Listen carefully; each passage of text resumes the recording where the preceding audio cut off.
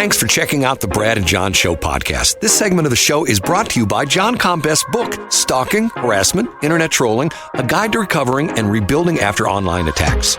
It's a great reference if you've ever been the unfortunate target of a social media attack. It's available on Amazon. Just search John Combest. That's C-O-M-B-E-S-T, John Combest, and the book will show up in your search results. Now it's time for another segment of the Brad and John Show. Can you handle it? Hey, it's me, Egbert, E-G-G-B-U-R-T. Check out my website at egbert.com. Now it's back to those two dudes who told me they would bring in big ratings. They better are their history. Here are Brad and John. You know, it always feels good to start the show off with that bump because of the fact that we're under the gun, right? We're under pressure. Under pressure. Now, who sampled that song famously, Brad? That was what's his face? Vanilla Robert Ice. Van Winkle. Yes, Robert Van Winkle. You know, it's interesting.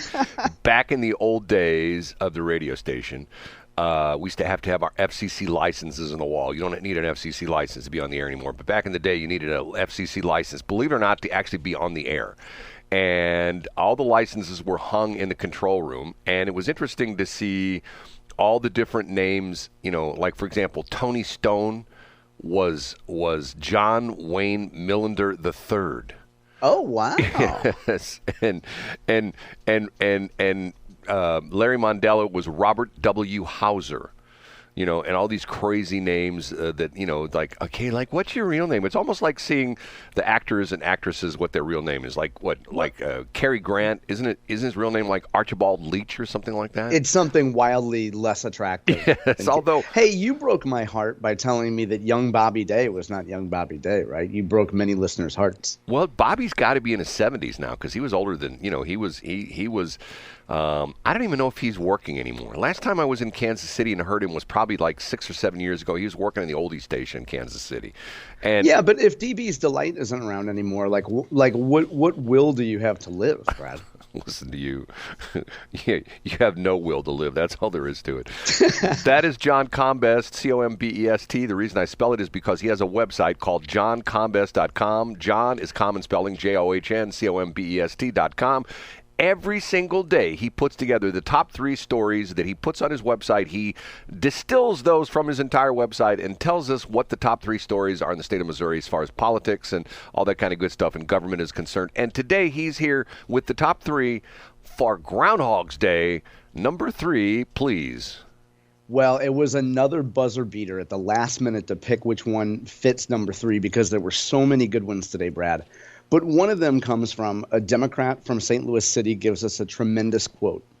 Now, for starters, there's a state representative from St. Louis County named Jim Murphy, and he wants to set up a registry whereby members who are part of the federal work authorization program, so if you're here as an immigrant and you're here to work, Representative Murphy wants to set up a registry where these workers come in and register, and it requires private sector employers to verify your legal status, essentially, that you're not an illegal immigrant. So that seems pretty straightforward. A state representative from St. Louis City named Marlon Anderson questioned Representative Murphy, and he said, so if I see some guy like, hey, I can do mud and all that, and I'm like, hey, I'll give you $200 for the day, quote, how would that affect my business, assuming he's an immigrant and undocumented? And Representative Murphy said, well, you'd be held liable for that. You could lose your license if you wanted to.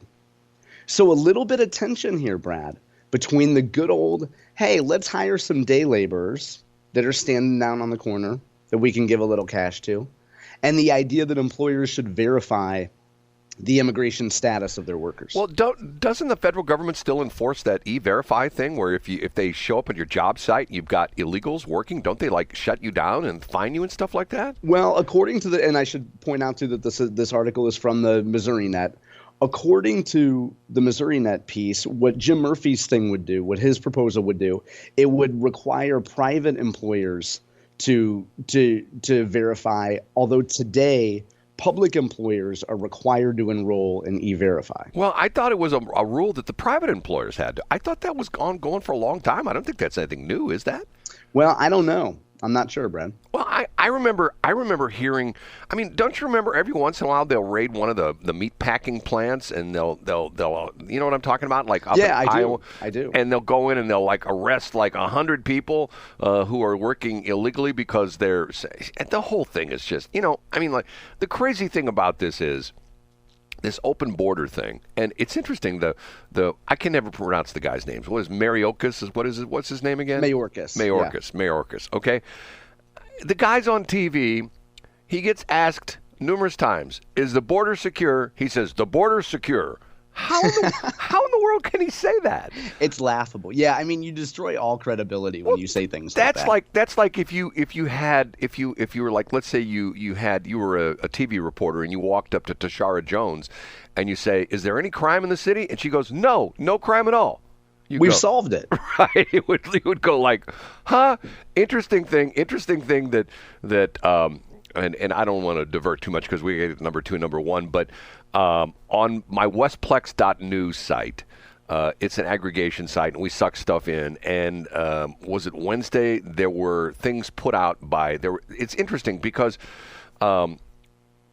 the St. Charles County executive, Mr. Ellman, he sometimes writes narratives, which are very interesting. And he writes them very, very, you know, hey, let me sit down and tell you a story kind of stuff. And he wrote one the other day that him and Mike Elam are on the Regional Commerce and Growth Authority, whatever it is called. Yeah, the old RCGA. Right. And there's a thing, he went to some seminar involving the city people and stuff like that about how you're going to fix the crime issue. And he essentially said that what they're going to do is they're going to send out social workers to potential criminals, and the social workers are going to counsel those potential criminals. I think to myself, okay, how do they know who the potential criminals are? That'd be like saying, you know, the potential Miss America. How do you know who the potential Miss America is? Yeah. I guess it would be like the knockdown gorgeous. High risk, right, or high potential, depending on how you look at it, Brad. Right. So anyway, they're going to counsel them, and his comment was, and I'll see if I can send it to you. It's pretty interesting. He said he searched the entire document. Apparently, it's a multi-page document, and he searched the entire document for the 2-word phrase "more police," and it didn't exist. Of course it didn't. It's going like, okay. And plus, yesterday I was listening to Mark Reardon's story, which, by the way, he contacted me yesterday, which is sort of interesting, and there's a whole interesting story behind that. I bet he did. I bet he did contact you yesterday, Brad. Why do you say that? Well, we mentioned again on the show yesterday that he hasn't been open to Brad's positive feedback, and I mentioned it on Instagram and I mentioned it on Twitter. Oh, that's how he must have listened then, because he contacted me about that. Yeah, I tagged 97.1 and Mark Reardon on Instagram, and I tagged them on Twitter as well. Okay, well, let's go. Let me write that down. I'm gonna put Jane Duker, and that was interesting what she talked about. Okay, number 2. The number 2 story it's a sports story, Brad. And that is, within the last year, the Hannibal LaGrange girls softball team, right straight up 61, was playing a team remember, this is women's softball, was playing against a team with a male player. The male player hit a dinger, hit a home run off the Hannibal LaGrange pitcher. And, I mean, that doesn't seem very fair, does it? No. Silver lining. Yesterday, Riley Gaines came to Hannibal LaGrange, met with the softball team, talked a little bit about her efforts to keep men out of women's sports. Riley Gaines also appeared in St. Louis City with Attorney General Andrew Bailey, Republican Attorney General. Andrew Bailey held a press conference where he talked a little bit about his efforts to keep women out of men's sports, some of the other things. Protecting women's spaces, essentially, protecting girls' bathrooms from men coming in and things of that nature. But I thought it was pretty cool that Riley Gaines made a stop in Hannibal. You don't see a national celebrity coming to Hannibal every day. I'm going to say something that I know some people are going to go, oh, my God, he can't believe he said that. And other people are going to go, like, Brad is right for a change, okay? Riley Gaines is one impressive woman. I'm sorry if you don't like her. Indisputable. That's indisputable. Well, a lot of people hate her. I mean, like, because of the fact that doesn't mean she's not remarkable. Well, I mean, I say one day, I mean, you know what? If she were 35, I'd vote for her for president. Absolutely. I'm telling you. I mean, she's what, 22 or 23 or something like that? Yeah, she's very young, right? I mean, and she's, she's an excellent speaker. She has, and once again, here's something that I have the tremendous amount of respect for.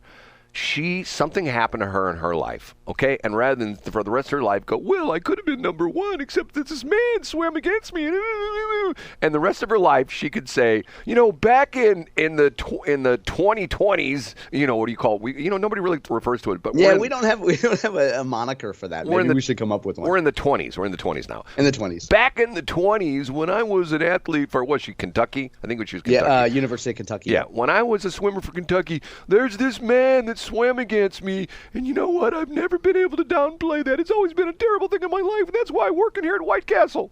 Nothing against working at White Castle, but you get what I'm saying? I mean, I get your point. She could have been a curb boy at Steak and Shake back in the day, too. Like you're not being right, classist but there. instead, she has mounted this campaign where she's single-handedly, now she's got people who are supporting her and people who are taking up the fight with her and saying okay, this is wrong. And, and the crazy thing about it is, now go back to the story. Did they lose? Did the Hannibal team lose because of that home run? I don't know what the outcome of that specific game was. I do know that the pitcher gave up a home run to a man in a softball game. I don't. The whole thing is crazy. I mean, I remember, God, I could tell you of an old blues story, a St. Louis blues story, which one time we played back in the day when I was at the old, well, it wasn't KSLQ anymore, it was Y98. We played a celebrity softball game against the St. Louis Blues. It was the radio station people against the St. Louis Blues, and it was for charity. And you don't realize how multi-talented these athletes are till you see them play a sport other than what they normally play. And how gifted. Well, yeah. And I mean, how much all of that hand-eye coordination and strength. Oh, my God. I mean, I could tell you stories. Okay, number one. The number one story is, this is one that's near and dear to Brad's heart. But there is a proposal in California, and we'll tie this to Missouri in one moment, a proposal in California by a gentleman named Scott Wiener. Yes, yeah, Scott Wiener, we've talked about him as you before. might expect, represents San Francisco. And his proposal would mandate that in the state of California, cars have regulators on them that keep a car from going over 80 miles per hour, period. Well, Go ahead, Brad. If I'm not mistaken, he's taken it one step further because of the fact that if you have GPS in your car, like for example, if you look at Google Maps or stuff like that, or back in the old days, you had a TomTom or a Garmin on your dashboard, it would tell you what speed limit we were on. In other words, if you're on I-70 out there west of Florestel, it would show the speed limit was 70.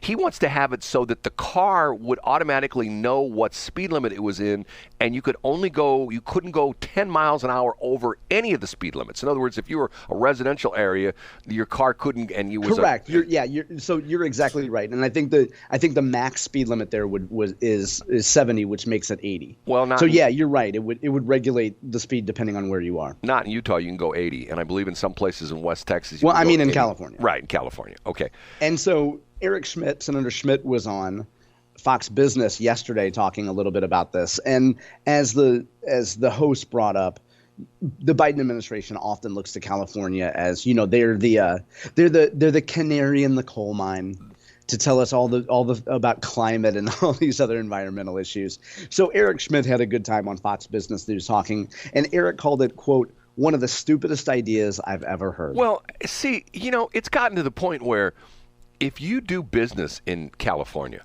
there are 14,000 million laws that don't exist in any other state. And it's to the point where those Sacramento boys, they just grind out stuff, I mean, a matter of fact, there's probably not a day that doesn't go by that I don't buy something that there's the California, what is it? The warning label. Yeah. The Proposition 6, I think it's Proposition 65, isn't it? Prop 65, yep, that's Prop what it 65. Is. Where if it has a certain amount of, the substance has been known to cause cancer, or God knows, Brad, you're an expert on lawn equipment.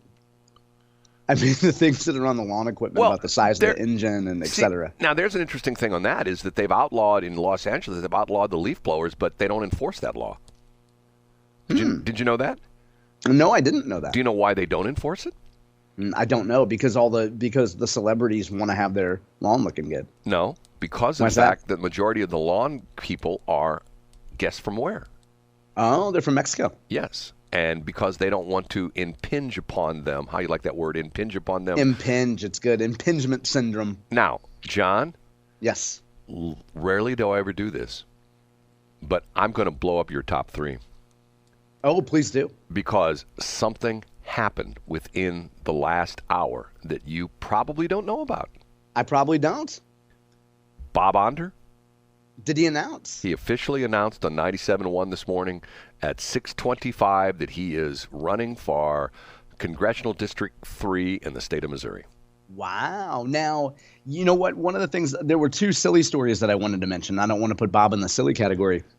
But Bob had teased during the week this week on Twitter that he had what he called a huge, Y-U-G-E, a la Trump, announcement to make this weekend about his campaign, and there it is, right there. Number 3. So that should be number 1 on your list. It would be up there, yeah. I mean, and what we'll most certainly see a candidate from mid-Missouri.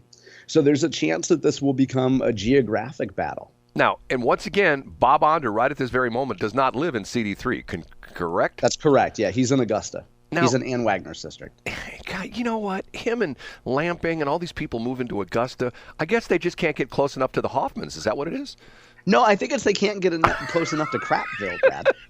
Yeah, they have to move both. They've heard that it's like Green Acres. They hear that, like, you know, the fresh Crapville air. And by the way, for everyone playing the home game, it's KRAP. Yeah. KRAPville. Farm living is the life to be. Far life for me. Thank you for that news. And in real time here, as we go into the commercial break, Brad, I'm going to add that to johncombest.com. Yeah. And I do have a silly Southwest Airlines upgrade story I can cover in about 60 seconds when we get back. Oh, do it right now. Okay.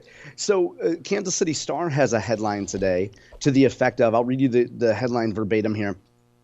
Missouri Speaker Dean Plocher sought exemptions from House policies on travel expenses. Now, I read this headline. I was like, oh, the last thing Dean Plocher needs is another bad story about travel expenses.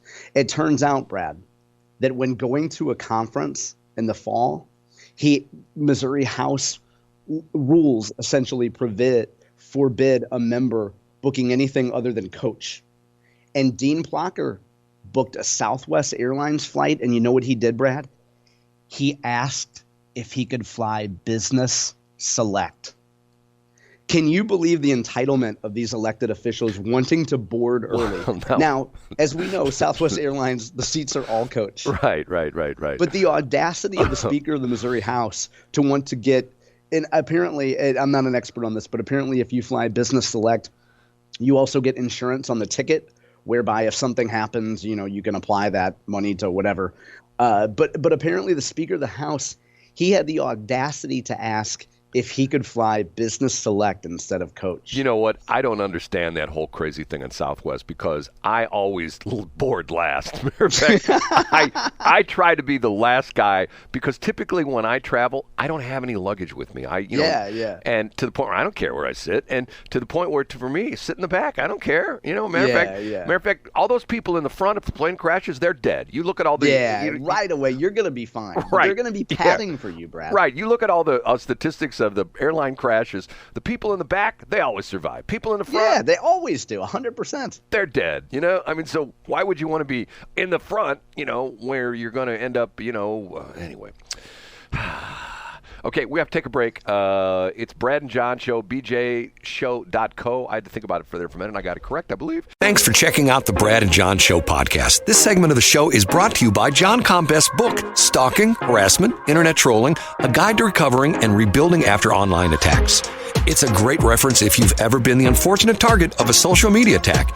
It's available on Amazon. Just search John Combest. That's Combest, John Combest, and the book will show up in your search results. Now it's time for another segment of the Brad and John Show. Can you handle it?